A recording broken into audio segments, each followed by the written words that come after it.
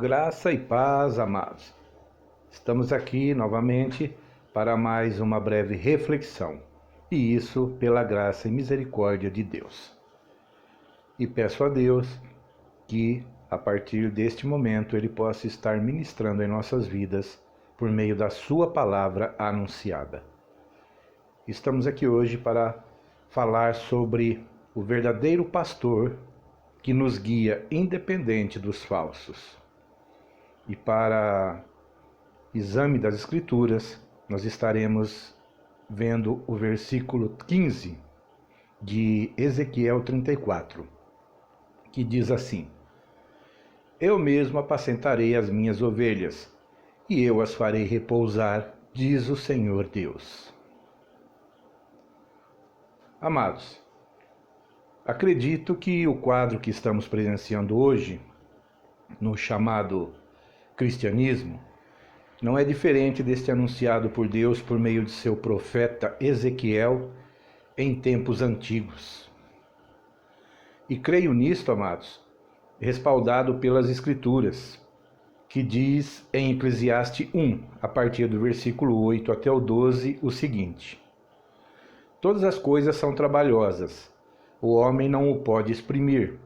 Os olhos não se fartam de ver, nem os ouvidos se enchem de ouvir. O que foi, isso é o que há de ser. E o que se fez, isso se fará. De modo que nada há de novo debaixo do sol. Há alguma coisa de que se possa dizer? Vê isto, é novo? Já foi nos séculos passados, que foram antes de nós. Já não há lembrança das coisas que precederam, e das coisas que hão de ser também delas não haverá lembrança, entre os que hão de vir depois. Amados, nós sabemos que a humanidade tem memória curta. Coisas se repetem, acontecem, porém, de geração em geração vai passando e as pessoas não vão mais se lembrando do que deve se lembrar para sua própria proteção. Neste tempo, víamos que os líderes do povo de Israel só estavam preocupados e interessados em seu próprio bem-estar, não se importando com o povo de Deus realmente, pelo qual eles, os líderes, foram levantados por Deus para cuidar e dirigir em amor, levando-os a andar por caminhos seguros e prósperos em Deus e com Deus.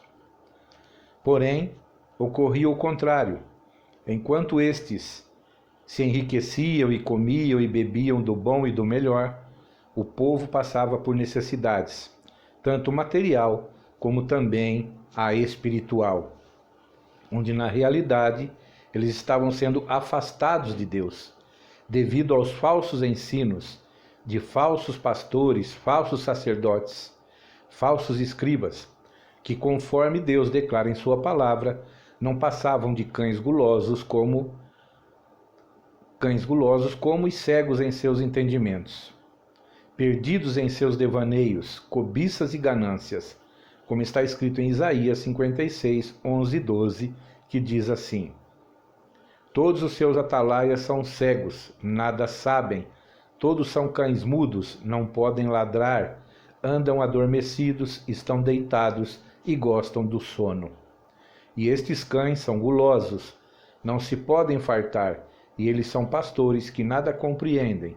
Todos eles se tornam para um seu caminho, cada um para a sua ganância, cada um por sua parte. Vinde, dizem, trarei vinho, e beberemos bebida forte, e o dia de amanhã será como este, e ainda muito mais abundante. Amados, na realidade, eles estavam a anunciar aquilo que o povo gostaria de ouvir, mas não a verdade, porque na realidade eles estavam se afastando de Deus por estarem se tornando legalistas e não praticantes verdadeiramente do amor e da bondade de Deus. E amados, não é difícil ver hoje o que está ocorrendo quase que na maioria das chamadas denominações, ou seja, o mesmo, pois poucos se enriquecem dia após dia neste mundo, e ressalto que mesmo sendo para suas próprias condenações. Enquanto que muitos se empobrecem em todos os sentidos, devido a toda esta exploração descabida, exercida por seus líderes sem escrúpulos, sem ética e, o pior de tudo, sem o Espírito Santo na direção de seus atos e projetos que deveriam ser totalmente focados em Deus e para Deus. Porém, amados, o consolo vem do próprio Deus, que em sua imensa misericórdia, amor e compaixão para conosco, preserva e levanta um remanescente fiel, que não se deixa levar por estes modismos mundanos e temporários, mesmo que com a sublime aparência de santidade ao Senhor e com intenção de glorificar a Ele, contudo sendo para a glória de si mesmos, onde estes remanescentes vão sendo motivados pelo próprio Deus para exercer a sua vontade, não se deixando manipular por aqueles que, disfarçando uma aparência de estar servindo verdadeiramente a Deus, estão na realidade servindo-se a si mesmos e se aproveitando, usurpando da bondade de muitos em relação à palavra de Deus que vem sendo manipulada por eles para poder então ter domínio sobre aqueles. Pois está escrito assim em Filipenses 2, a partir do versículo 12 ao 18. De sorte que, meus amados, assim como sempre obedecestes, não só na minha presença, mas muito mais agora na minha ausência, assim também operai a vossa salvação com temor e tremor. Porque Deus é o que opera em vós tanto o querer como o efetuar, segundo a sua boa vontade. Fazei todas as coisas sem murmurações nem contendas, para que sejais irrepreensíveis e sinceros, filhos de Deus inculpáveis, no meio de uma geração corrompida e perversa, entre a qual resplandeceis como astros no mundo, retendo a palavra da vida, para que no dia de Cristo possa gloriar-me de não ter corrido em vão, nem trabalhado em vão. E ainda que seja oferecido por libação, sobre o sacrifício e serviço da vossa fé, folgo e me regozijo com todos vós. E vós também regozijai-vos e alegrai-vos comigo por isto mesmo. Amados, a verdadeira Igreja de Cristo se manifesta quando esta entende e então coloca em prática a sua compaixão para que ninguém tenha necessidade alguma, pois assim ela se iniciou, onde tudo o que se lançava aos pés dos apóstolos era repartido para com todos, de acordo com as suas necessidades, e assim não havia necessitado algum entre eles. E isto é confirmado nas Escrituras, em Atos dos Apóstolos, onde no capítulo 2 diz assim, a partir do versículo 41, de sorte que foram batizados os que de bom grado receberam a sua palavra, e naquele dia agregaram-se quase 3.000 almas, e perseveravam na doutrina dos apóstolos, e na comunhão, e no partir do pão, e nas orações. E em toda a alma havia temor, e muitas maravilhas e sinais se faziam pelos apóstolos. E todos os que criam estavam juntos, e tinham tudo em comum, e vendiam suas propriedades e bens, e repartiam com todos, segundo cada um havia de necessidade. E perseverando unânimes todos os dias no templo, e partindo o pão em casa, comiam juntos com alegria e singeleza de coração, louvando a Deus e caindo na graça de todo o povo. E todos os dias acrescentava o Senhor à igreja aqueles que se haviam de salvar. E no capítulo 4 se confirma este fato. Está escrito assim a partir do versículo 32. E era um o coração e a alma da multidão dos que criam, e ninguém dizia que coisa alguma do que possuía era sua própria, mas todas as coisas lhe eram comuns. E os apóstolos davam com grande poder testemunho da ressurreição do Senhor Jesus, e em todos eles havia abundante graça. Não havia, pois, entre eles necessitado algum, porque todos os que possuíam herdades ou casas, vendendo-as, traziam o preço do que fora vendido, e os depositavam aos pés dos apóstolos, e repartiam-se a cada um segundo a necessidade que cada um tinha. Amados, Naquela época, quando havia a conversão de um judeu, praticamente esta pessoa era expulsa do seu lar, da sua casa, daquele convívio que ele tinha outrora. E por isso muitos tinham necessidade naquela época de moradia, de alimento e tudo mais. Então, com amor, a igreja cuidava desses. E então aqueles que tinham posses, quando se convertia, toda uma família, eles vendiam tudo o que tinham para poder então sustentar aqueles que nada tinham. E desta forma, na realidade, ninguém passava por necessidade, ninguém tinha necessidade. Hoje, apesar dos tempos serem diferentes, a palavra de Deus nos diz que nós busquemos em Deus ganhar o necessário para o nosso sustento, de nossa família e também para ajudar aos necessitados.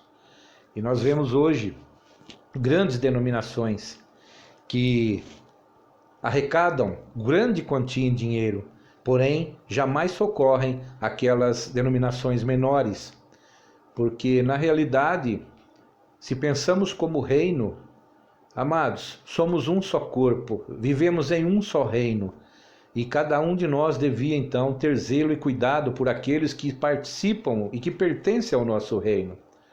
Se nós devemos cuidar até mesmo daqueles que não professam a fé em Cristo, com misericórdia, com compaixão, dando pão, dando alimento, que dirá aqueles que professam a mesma fé? A palavra de Deus nos ensina isso, que nós cuidemos de todos, que nós sejamos bondosos com todos, mas principalmente os domésticos da fé. E hoje nós vemos que isto não ocorre, pois neste tempo mesmo de pandemia, onde até mesmo as instituições foram fechadas devido ao protocolo de segurança, nós sabemos que muitas denominações pequenas se fecharam, porque não houve o socorro das grandes. E eu já ouvi de denominações grandes se vangloriarem de estar aberta, de continuar mantendo sua estrutura, sabendo que muitos outros em sua cidade fecharam. Numa opinião particular e pessoal minha, para mim está faltando algo de Deus no meio de tudo isso.